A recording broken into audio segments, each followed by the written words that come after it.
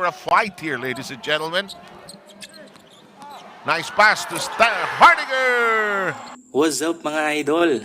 Ngayon naman ay mas lalo nating kikilalanin ang bagong kabarangay na si Christian Stan Hardinger. Saan nga ba siya nagmula at paano siya nakarating sa PBA? Tara, umpisahan na natin.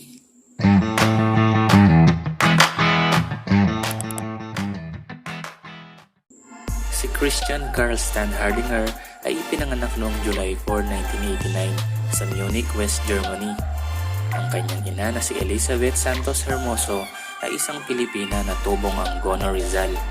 Samantalang ang kanyang tatay na si Gunther Stan Hardinger ay isang German, ngunit hindi niya ito nakasama sa kanyang paglaki. Meron siyang kambal na kapatid na babae, sina Christine at Catherine, na parehong naglalaro ng volleyball. Lumaki si Christian sa Germany na kung saan ang pangunahing sport ay football, ngunit hindi niya ito nahiligan. Ang kanyang lolo na si Pablo Boy Hermoso na minsan ding naglaro sa Pilipinas noong dekada 50 ang nagturo sa kanya ng basketball. Maaga silang gumigising ng kanyang lolo para mag-practice sa park na malapit sa kanilang bahay. Nagbunga ang kanyang pagsisikap nang makasama siya sa isang professional basketball league sa Germany sa edad lamang na 18 years old. Nakapaglaro ito ng 2 season para sa koponan ng Ehingen Erspring. Sa 2008-2009 season, nag-average siya ng 23 points, 9 rebounds at 2 assists per game. At ang nakakagulat dito ay tumitira siya ng 3 points noon. May average na 40.6% mula sa 3-point line. Nakagawa din siya ng career best na 53 points sa isa sa mga laban nila. Matapos nito ay nagpunta na siya sa US para maglaro ng college basketball para sa Nebraska Cornhuskers, isang NCAA Division I school. Sa kanyang freshman season, kinailangan niya munang i-sit out ang unang 15 laro dahil sa amateurism ruling sa US NCAA. Nang mabigyan ng pagkakataon, agad siyang nagpakitang gilas at nag-average ng 9 points at 4 rebounds per game. Siya rin ang isa sa may mataas na average sa free throws, 78.3%. Sa sumunod na taon, hindi niya nagawang matapos ang kanyang sophomore year dahil sinuspindi siya ng kanyang coach dahil sa academic reason. Kaya napilitan siyang lumipat sa ibang school at napunta sa University of Hawaii, kung saan din nag-aral at naglaro si Jared Dillinger. Naging kakampi niya rin dito si Isaac Fotu na naging miyembro ng New Zealand basketball team. Ang kanyang junior at senior year ay ginugol niya para sa Hawaii Rainbow Warriors, kung saan nag-average siya ng 18.1 points at 8.4 rebounds sa kanyang huling taon.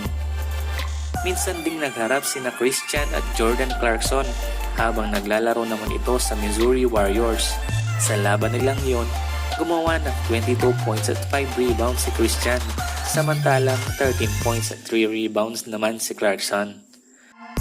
Sumubok din siyang makapasok sa NBA, ngunit hindi siya napili noong 2014 NBA draft, kaya bumalik na lamang ito sa Germany. At dito ay naglaro siya sa BBL o Basketball Bundesliga, ang pinakamataas na basketball league sa Germany. Una siyang naglaro para sa Mitteldeutscher BC at nag-average ng 10.1 points at 4.7 rebounds per game sa loob yan ng 32 games. At matapos ang season na iyon, nalipat si Christian sa Pro A na liga. Mas bababa ito sa Bundesliga, ngunit professional basketball pa rin naman ito. Ang team na pinaglaruan niya dito ay ang SC Rasta Vecta, kung saan siya nag-average ng 16 points at 7 rebounds. Siya ang naging starting forward at natulungan niya ang kanyang koponan na makarating sa finals. Yun nga lang ay natalo sila dito. Dahil sa naging performance ni Christian, siya ang itinanghal na most valuable player. Umangat din mula sa Pro A papuntang Bundesliga ang kanilang koponan.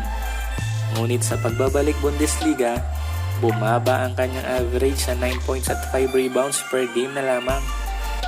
Hindi rin naging maganda ang kanilang standings kung saan nanalo lamang sila ng 3 beses at natalo ng 30 beses, kaya balik Pro A ang SE Rasta Vecta. Iyon na rin ang huling laro ni Christian sa Germany dahil tinanggap nito ang offer ng Gilas upang maglaro sa national team na lumaban sa SEA Games sa Kuala Lumpur, Malaysia. Nakasama niya ang mga Gilas standouts na sina Ray Parks at Kobe Paras, kung saan Pilipinas pa rin ang nagwagi.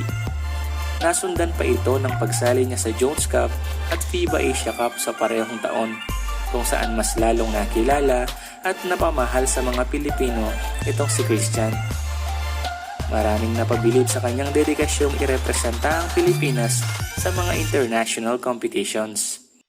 Taong 2017 din nang pumirma siya ng kontrata para sa Hong Kong Eastern sa ABL o ASEAN Basketball League bilang isang heritage import. Nag-average siya dito ng 22.5 points at 12 rebounds per game.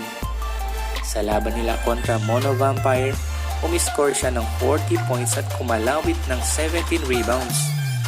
Number 2 sila sa standing at nakapasok agad sa semifinals. Ngunit nalaglag din sila nang makalaban ang Ala Pilipinas sa pangunguna ni Bobby Ray Parks, Justin Brownlee at Ronaldo Balkman.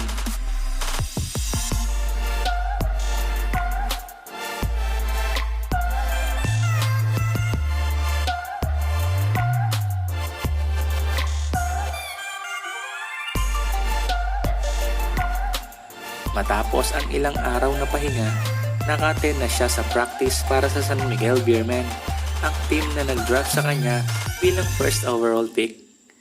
Hindi siya nakapaglaro ng buong season sa San Miguel dahil kinailangan niya munang tapusin ang kanyang kontrata para sa Hong Kong Eastern sa ABL. Matapos ang 2 taong paglalaro sa SMB, na-trade siya sa Northport kapalit itong si Mo Tautua. At ngayon na mga idol, sa Hinebra naman siya magpapakitang Gilas. Yan ang aabangan natin. At yan mga idol ang naging istorya ni Christian Stan Hardinger. Maraming salamat sa panonood at huwag niyo naman kalimutang mag-subscribe sa ating channel at pindutin ang notification button para updated kayo sa susunod pang mga videos.